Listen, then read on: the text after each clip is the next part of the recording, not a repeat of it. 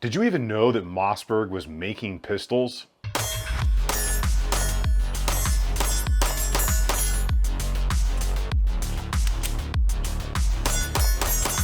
Or did you just think that they were famous for their shotguns and the like?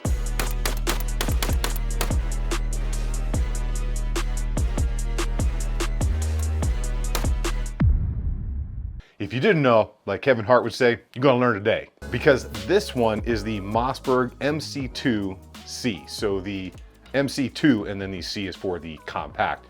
And I have to say, this thing is very interesting because of the way it breaks down. And we're obviously gonna show that in a minute. Before we get into all the specs here, a huge shout out to Hidden Hybrid Holster. So they are a big supporter of the channel. They make that sweet Kydex and leather combination.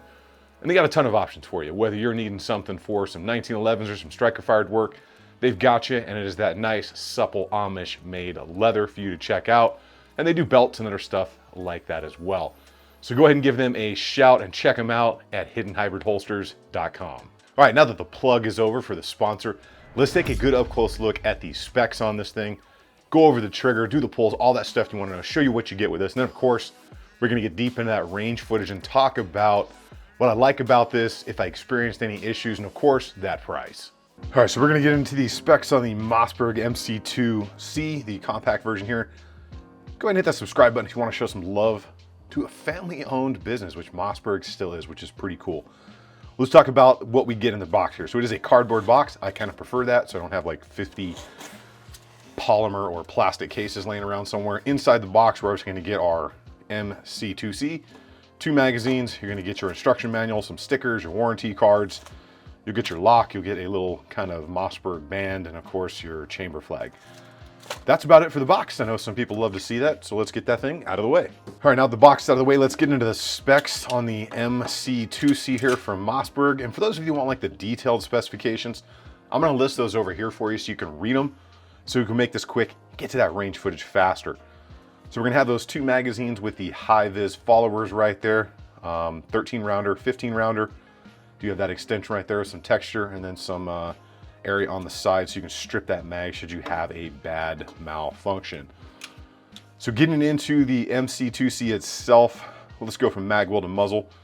Talking about a little bit less of an aggressive grip angle than say like a Glock. We've got some really good texture. That stipple pattern on there is very nice. It's kind of like a, I don't know, closed off or squared off triangle, I guess you could say. Changes a little bit in the back strap right there. And then we've got that same texture actually on the single-sided magazine release right there. So not bad stuff going on there. A little bit hanging off the edge there, much like a Glock. Moving to the front, we do have one kind of finger groove right here. Normally not a huge fan of finger grooves. It feels just fine. A little thicker underneath that trigger guard right there, so you've got some meat to get a hold of with your hands. Slopes up, got some texture on the front right there.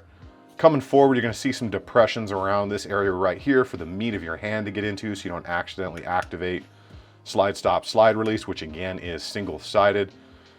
You'll see that flat face trigger. We'll come back to that when we do the trigger pulls.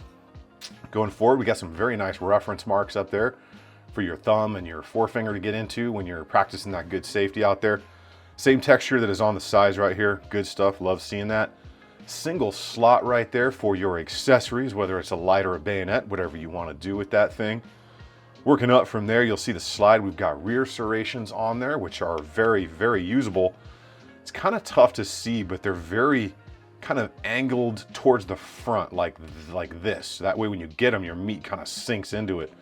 So they're good. You can definitely get down in there. They feel deeper than they are, kind of at an angle, and they are on the front as well. They do not come up over in the side. You'll kind of see the slide is chamfered all the way across the top. Comes down to the back plate. There's a reason it looks funny like that, and we're going to talk about what that little push button is when we break it down. There are a couple different versions. This one has the tritium night sights in it, 3-dot white sights, and they are night sights, so that's pretty cool if that is an option. Pretty standard looking extractor, standard looking barrel, and just your standard looking logos all the way around that thing. So talking about the trigger in this thing specifically, we are going to do some trigger pulls, but let's talk about that flat face trigger on there. So overall, not bad. There's your wall, pretty short take up, a little bit of creep and a break. So go a little slower this time, some creep right here when I start, and a break. Feels very Glock-ish, and there's gonna be a reason for that, because we're gonna show you the internals.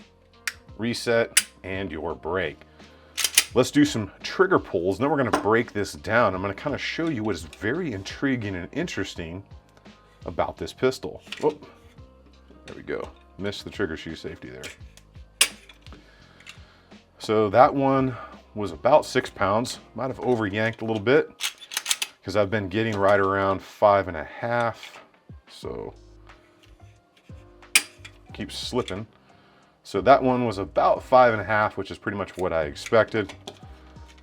We'll do one more. This thing is super thin, so we're gonna compare this to a Glock 19 in a minute, but that's my finger over it. So it's a little hard to get the trigger gauge down in there with that long hook. So I kind of got to angle it up like this. All right, so right there, just a little bit below 5.5 again. So before we break it down, I want to compare this quickly to a Glock 19. So you can see a definite difference in thickness right there, all the way around from the grip, you know, through the slide. So interesting, very, very interesting. Makes it far easier to conceal. Let's get that Glock out of the way. And let's talk about this breakdown. So obviously you're gonna remove the feeding device, the magazine, and then instead of using a takedown lever and pulling the trigger, you got that push button right there. You're gonna push that in and you're gonna pull straight down. That's gonna come off. And you pull the striker system out. And then the slide comes forward and off like that. So that's very cool because you don't have to pull the trigger to break it down, and that's by nature the unsafest thing we do with pistols. So looking down in here, those of you that know Glocks are gonna know what you're looking at right there. So this is very similar, pretty much a carbon copy of the Glock trigger system in here. Slightly different, there are some different angles, but from the connector down to the trigger bar, very Glock-esque. Overall, the internals of this thing are gonna be very easy to work on. Looks very familiar. So standard barrel and guide rod spring, you're gonna have that same striker block safety right there as well. So it should look very familiar to you. And then to put it back together, put the slide on, you lock it back, put your striker system back in, the whole assembly, and then you have that little notch up in there. You're just gonna put this right up in there, push it up, make sure it's locked in, and you are good to go. Very, very cool design. So what about the range footage?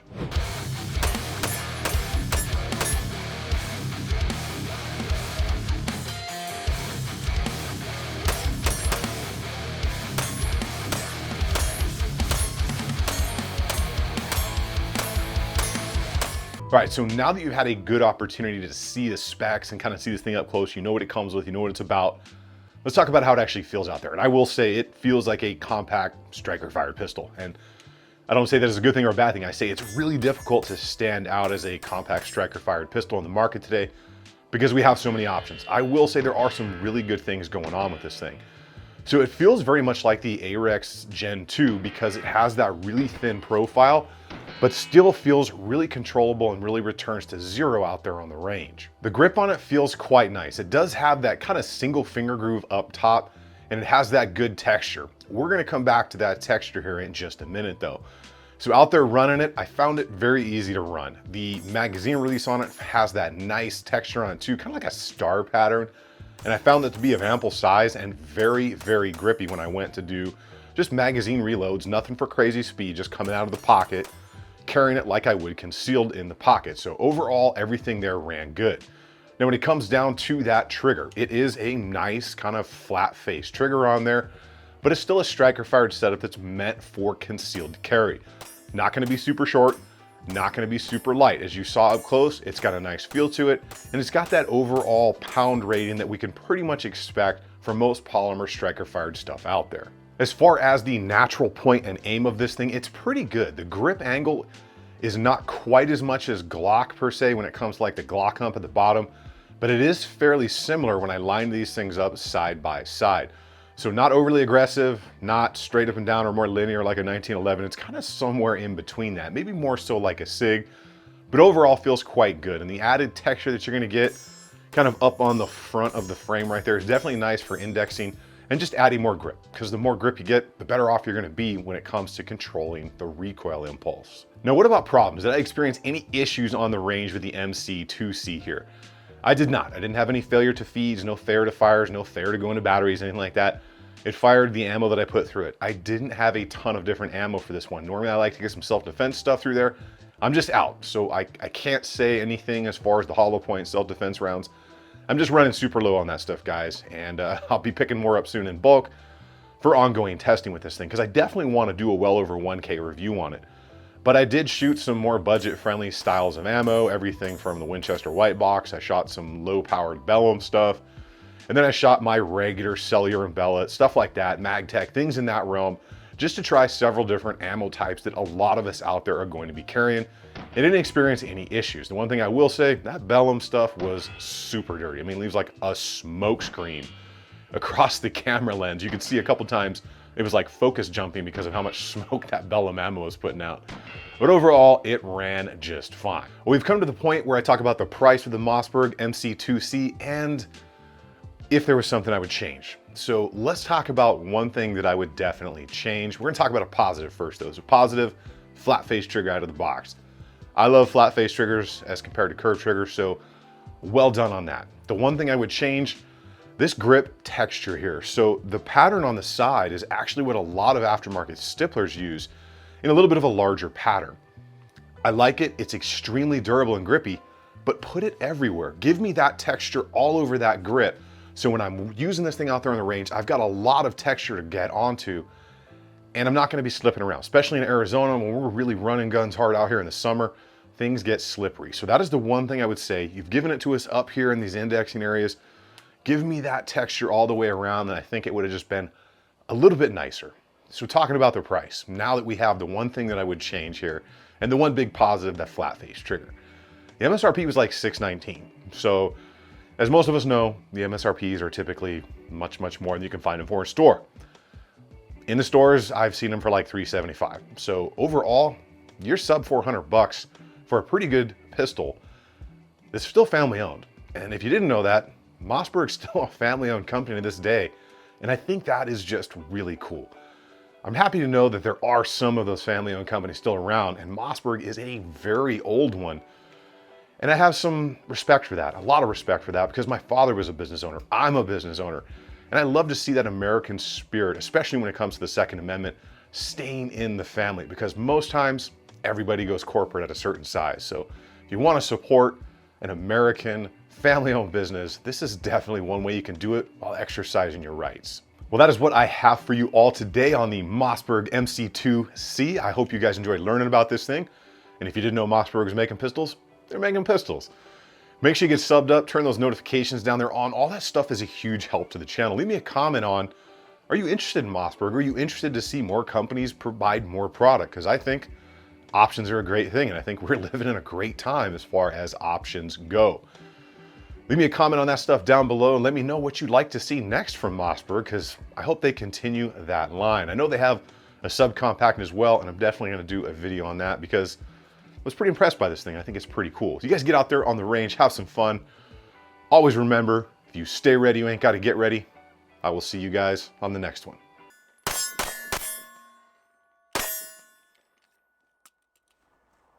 No! And that's how you die in a gunfight.